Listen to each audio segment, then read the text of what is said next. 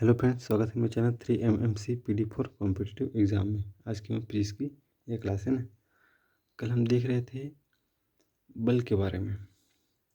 बल के बारे में मैंने दो चीज़ बता दी थी। कौन कौन से बल? एक विद्युत चुम्बकीय बल, गुरुत्वाकर्षण बल, है ना। विद्युत चुम्बकीय बल, गुरुत्वाकर्षण बल बता दिए थे। जो विद्युत चुम्बकीय बल के उदाहरण क्या है? फोटोन है, पृष्ठ तनाव है, ये सब के उसके उदाहरण हैं जो कि विद्युत एवं चुंबकीय बल से 10 के घात 38 गुना क्या होते हैं? पावरफुल रहते हैं। ठीक है, कितना? 10 की घात 38 गुना पावरफुल रहते हैं ना। ये विद्युत चुंबकीय बल है। जैसे फोटोन बोल सकते हैं, उस प्रकार का एक उदाहरण क्या है? फोटोन, है ना। इतना पावरफुल रहते हैं विद्युत बल से और चुंबकीय बल से, है ना। और जो गुरुत्वाकर्षण बल जो मैंने बता ही दिया था कि दो बिंदुओं के द्रव्यमानों के दो बिंदुओं के द्रव्यमानों के बीच की दूरी के उत्क्रमणिपाती तथा उनके बीच की दूरी के उत्क्रमणिपाती होता है ना। सॉरी, दोनों के द्रव्यमानों के गुणनफल के अनुक्रमानुपाती और दोनों आवेशों के बीच की दूरी के उत्क्रमणिपाती होता है ना। मैंने बता दी थी। आज हम पढ़ना था छद्म बल नहीं था जी, क्षीण बल इसको बोलते हैं, दुर्बल बल भी बोलते हैं ना, दुर्बल बल। तो इसको पढ़ेंगे आज। क्या होता है कि रेडियो सक्रियता के दौरान रेडियो सक्रियता के दौरान रेडियो है ना,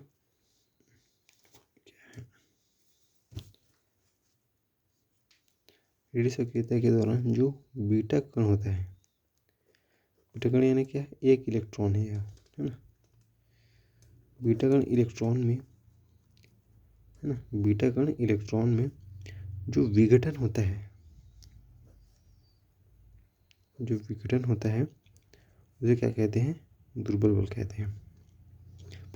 बल तो उस दुर्बल बल कहते हैं। तो जो बीटा कण का विघटन होगा, बीटा कण के विघटन में, सॉरी अरे यार, बीटा कण का विघटन होता है।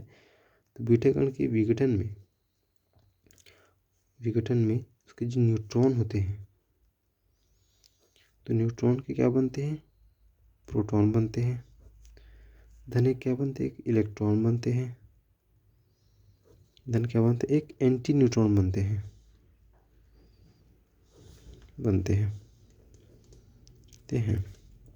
अभी मैं बताऊँगा, आपको समझ में नहीं आएगा थोड़ा सा, है ना। जैसे क्या है, एक 0 1 n, है ना। क्या बन जाएगा? 1 1 p धन 1 -1 e r है ना। ये क्या? एक न्यूट्रॉन है। ये पहला वाला क्या है? प्रोटॉन है। ये इलेक्ट्रॉन है।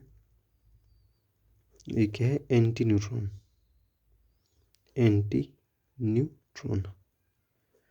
ठीक है। अब देखो क्या लिखा है कि बीटा कण यानी कि इलेक्ट्रॉन के विघटन में न्यूट्रॉन के प्रोटॉन, इलेक्ट्रॉन और एंटी न्यूट्रॉन बनते हैं। ये न्यूट्रॉन है 0 1 n, सॉरी 1 1 n होगा, ये 1 1 n होगा, है ना। 1 1 n है, 1 1 n होगा। जब इस न्यूट्रॉन का एक क्या बना? प्रोटॉन बना विघटन से। उसके बाद एक इलेक्ट्रॉन बना। उसके बाद क्या बना? एक एंटी न्यूट्रॉन बना। तो जब यहाँ तक तो ठीक है। जो यहाँ से ये बनता है, जब इलेक्ट्रॉन से एंटी न्यूट्रॉन जब बनता है, इस पर जो बल लगता है 10 की घात -13, ये क्या है? बल, है ना। इस पर जो बल लगता है 10 की घात -13, उसी बल को दुर्बल बल कहते हैं। यहाँ तक बल ज़्यादा लगता है, कोई दिक्कत नहीं। यहाँ से ये बनने में, क्योंकि एंटी न्यूट्रॉन है, न्यूट्रॉन से भी छोटा है यह, क्योंकि भाई ये न्यूट्रॉन है जो कि प्रोटॉन बना दिया, एक इलेक्ट्रॉन बना दिया। अब क्योंकि एक जो क्या बोलना चाहिए, जो कण रहते हैं उस पर न्यूट्रॉन, प्रोटॉन, है ना, प्रोटॉन इलेक्ट्रॉन रहते हैं, एंटी न्यूट्रॉन नहीं रहता कहीं। तो जब इलेक्ट्रॉन से बीटा कण यानी कि क्या बोला है कि इलेक्ट्रॉन के विघटन से होता है। दुर्बल बल क्या होता है? इलेक्ट्रॉन का विघटन हो रहा है। तो बीटा कण में विघटन में न्यूट्रॉन से प्रोटॉन, इलेक्ट्रॉन और एंटी न्यूट्रॉन बन रहे हैं।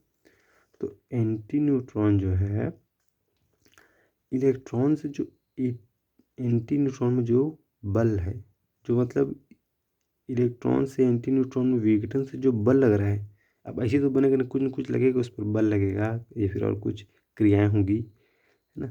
तो उसी जो ये बल है 10⁻⁻13, 10⁻⁻13 है, वही क्या है? दुर्बल बल है। क्या है? दुर्बल बल है। ये है बस, और कुछ नहीं है। प्रबल बल में जस्ट उसको उल्टा कर दो, ठीक है। क्या था प्रबल बल में? एक प्रोटॉन बनता है बस, उस पर जो बल लगता है वह हम प्रबल कहलाते हैं, क्योंकि इसमें इलेक्ट्रॉन से एंटी न्यूट्रॉन बनने में बहुत समय लग जाता है ना।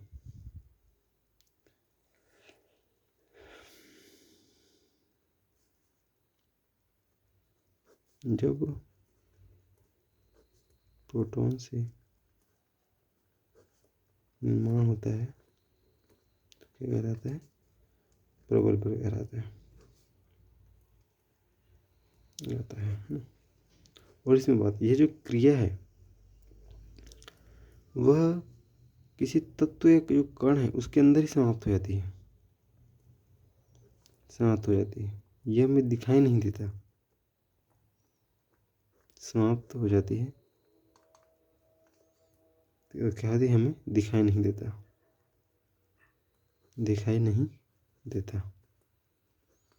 ओके। ठीक है। प्रबल बल जस्ट गोटा हो जाता है, प्रोटॉन से और प्रोटॉन का निर्माण होता है, इसे क्या कहते हैं? प्रबल बल कहते हैं। यह दिखता है थोड़ा सा ना, दिखाई देता है। अब यहाँ से छोड़ दो, अब आगे देखते हैं संतुलित बल। बल का आवेग देख लो, क्या जी? बल का आवेग देख लो। बल का आवेग, आवेग क्या होता है?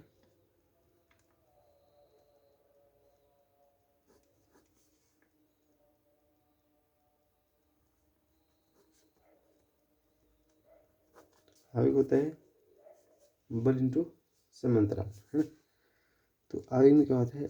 हमें जब एक बल लगाने में जितने समय की आवश्यकता होगी वो क्या होता है? बल का आवेग कहलाता है, सिंपल में, है ना। ये कोई चीज़ है, जैसे मान लो बात, ये पेन का ढक्कन है, हमें इसको यहाँ से लेकर इस लाइन तक ले जाना है। अब इस लाइन को ले जाने पे, है ना, जैसे समय लेते हैं, एक ताकत लगाते जा रहा है बंदा, 4 5 6 7 8 9 10। अब जैसे यहाँ से यहाँ इसको 10 समय लग रहा है, तो बल मैंने इसको लगाया, मान लो बात 5 न्यूट्रॉन, है ना, और समय कितना लगाया मैंने? 10 सेकेंड। तो कितना हो जाएगा? बल का आवेग 50, है ना। आवेग को किससे मापते हैं? बल इंटू समय, यानी कि न्यूटन सेकेंड। इसका ऐसे मतलब होगा, न्यूटन सेकेंड। एन है ना, एन है न्यूटन सेकेंड, है ना। ठीक है। यहाँ से यानी कि ये बल लगा 5 न्यूटन माना है हमने ना, यहाँ से तो पहुँचने लगा 10 सेकेंड, तब ये वर्ग, है ना। अब नेक्स्ट देखते हैं संतुलित बल। कौन सा बल? संतुलित बल। संतुलित बल क्या होता है? एकदम से संतुलित बल। वह बल जो किसी पदार्थ पर या कण पर लगाया जाता है,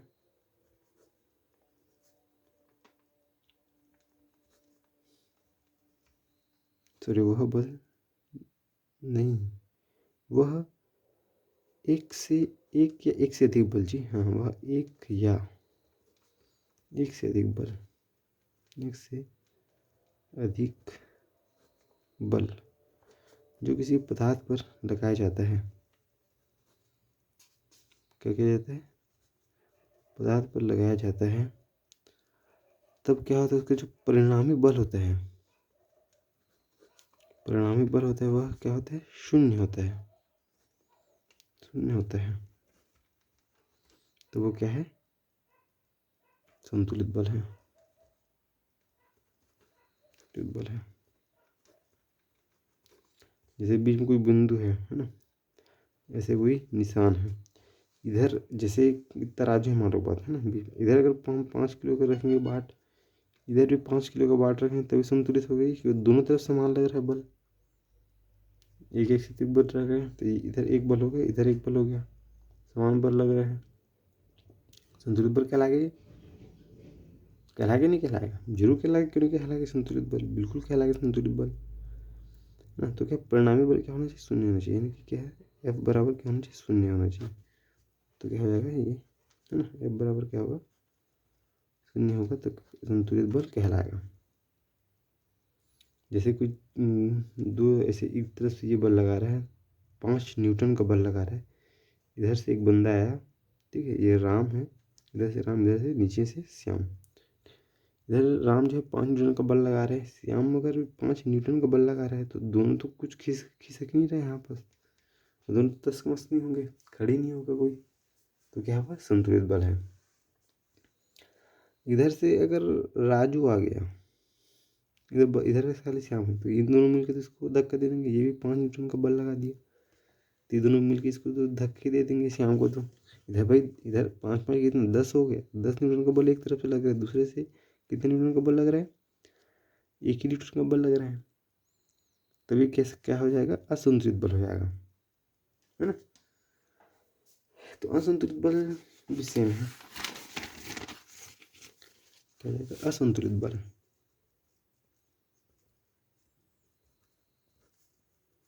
असंतुलित बल जब दो, या देखो संतुलित बल में एक से अधिक बल कहा था मैंने, एक से अधिक बल, यहाँ क्या है, 2 से अधिक बल रहेंगे, है ना। जब 2 से अधिक बल, अधिक बल है, जब 2 से अधिक बल लगाई जाती है जिससे किसी पदार्थ में, है ना, 2 से अधिक बल किसी पदार्थ में लगाई जाती है जी, किसी पदार्थ, किसी कण में लगाई जाती है, कण में लगाई जाती है, तो किसी कण में गति उत्पन्न हो जाती है, ठीक है। तो कोई कण में लगाया तो उसी कण में क्या है, गति उत्पन्न हो जाएगी, उत्पन्न हो जाती है, ये क्या कहते हैं, असंतुलित बल कहते हैं,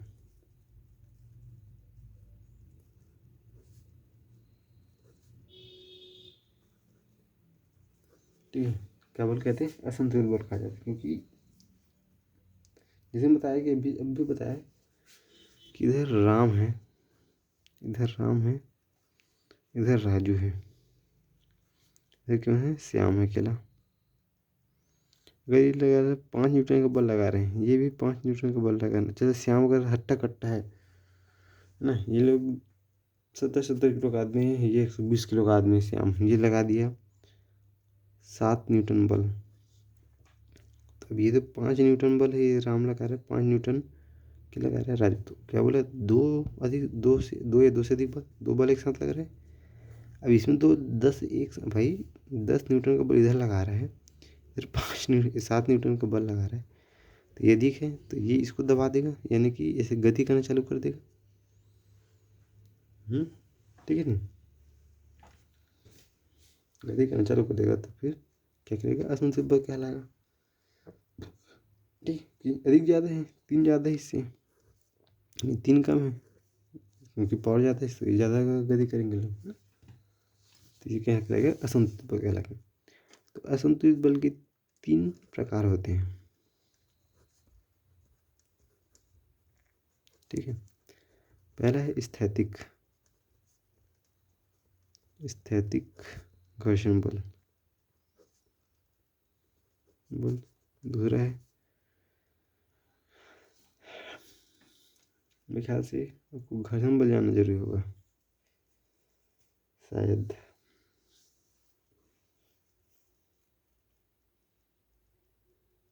चलो ना, स्थैतिक, पहला स्थैतिक घर्षण बल, दूसरा है छद्म घर्षण बल या लोटनिक घर्षण बल, नहीं लोटनिक घर्षण बल है जी बल, और तीसरा है सर्पीय घर्षण बल, घर्षण बल। इसको ये जो बी है ये सी है, नंबर उल्टा पलटा दें, इसको पहले बताना था, मैं इसको बता दिया पहले, ठीक है, कोई दिक्कत नहीं, बताते समय हम लाइन सीधे बता देंगे। तो क्या है स्थैतिक घर्षण बल। स्थैतिक घर्षण बल क्या है, नाम से स्पष्ट है, स्थैतिक यानी कि स्थिर है, उस चीज क्या है, स्थिर है। अब जहाँ पर भी खड़े हो गए, आपके आसपास में दीवार होगा, उसको जाके बल लगाइए, बताइए कि सरकता है कि नहीं सरकता, वो नहीं सरकेगा, वो वही क्या है स्थैतिक घर्षण बल है, क्योंकि वो सरक ही नहीं रहा, कहाँ सरकेगा वो बताइए दीवार। तो क्या है, किसी चीज़ पर अगर बल लगाने से सिरकने की कोशिश करते हैं लेकिन सिरकता नहीं है, क्या कहते हैं स्थैतिक घर्षण बल कहलाते हैं, सिंपल सी बात है। तो परिभाषा लिखूँ क्या आप लिख लेंगे, लिख लो, वह बल जिस पर किसी वस्तु पर लगाई जाती है, वस्तु को खिसकाने में या भी सरकाने में लगाई जाती है ना, खिसकाने या सरकाने में लगाई जाती है,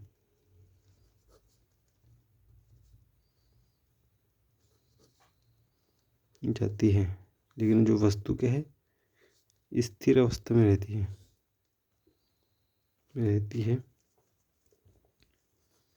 है ना, वो क्या है स्थैतिक घर्षण बल है।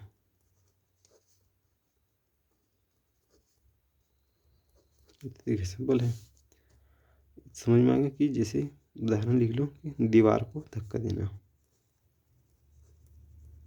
दीवार को ढकेलना, वैसे बोलते हैं खिसकाना,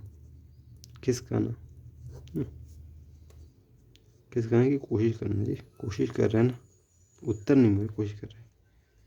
बी में बताया था लूटनी को मत पढ़ो, सर्पिक पढ़ो, सर्पिक पहले पढ़ो, समझ में आएगा। अब इसने खिसकाने की कोशिश की, ठीक है, क्या करना स्थैतिक घर्षण बल क्या है, खिसकाने की कोशिश कर रहे हैं लेकिन खिसक नहीं रहा है, लेकिन जो सर्पी है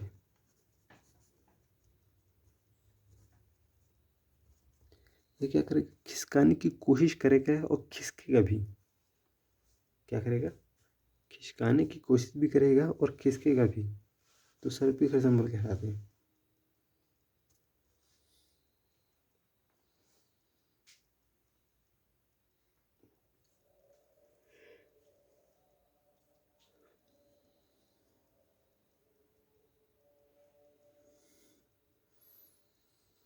ठीक है, सर्पी घर्षण बल क्या होता है, इसको खिसकाने की कोशिश करता है, खिसकता है ना, वह बल जिस पर किसी वस्तु पर लगाया जाता है,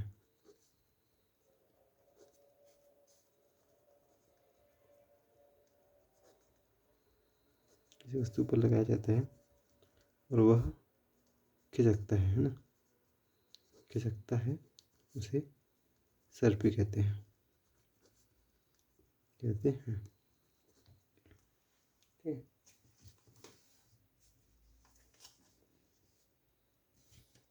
जैसे इस पेन के ढक्कन पर हम बल लगा रहे हैं तो एक खसक रहा है, देखो धीरे धीरे, देखो धीरे धीरे धीरे, ये सर्पी घर्षण बल है। क्या होता है लूटनिक घर्षण बल,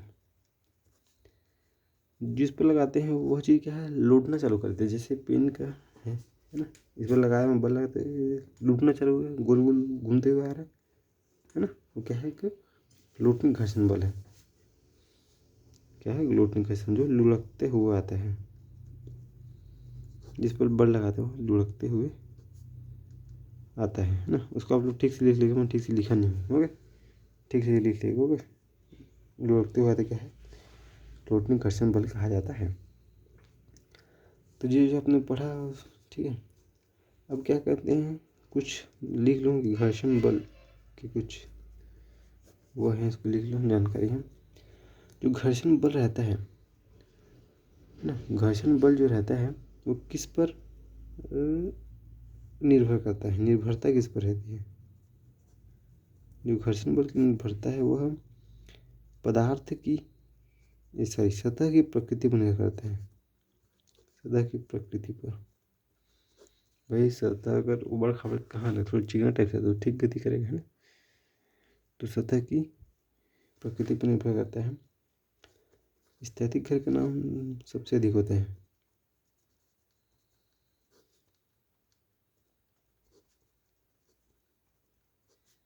सर्वाधिक होता है ना, अधिक होता है। इम्पोर्टेंट फैक्ट है, इसको देख लीजिएगा, पूछ सकते हैं एग्जाम में, इसका बता रहा हूँ। और तो इसमें ज़्यादा कुछ इम्पोर्टेंट है नहीं। कल हम पढ़ेंगे अपकेंद्रीय बल और अभिकेंद्रीय बल, है ना। तो आज के लिए इतना पर्याप्त है। यदि आपको समझ में नहीं आएगा तो कमेंट सेक्शन पर लिख के बताइए, ताकि मैं अपने स्किल्स में कुछ बदलाव, कुछ तरीके करूँ। इतना आज के लिए इतना पर्याप्त है। जय हिंद, धन्यवाद।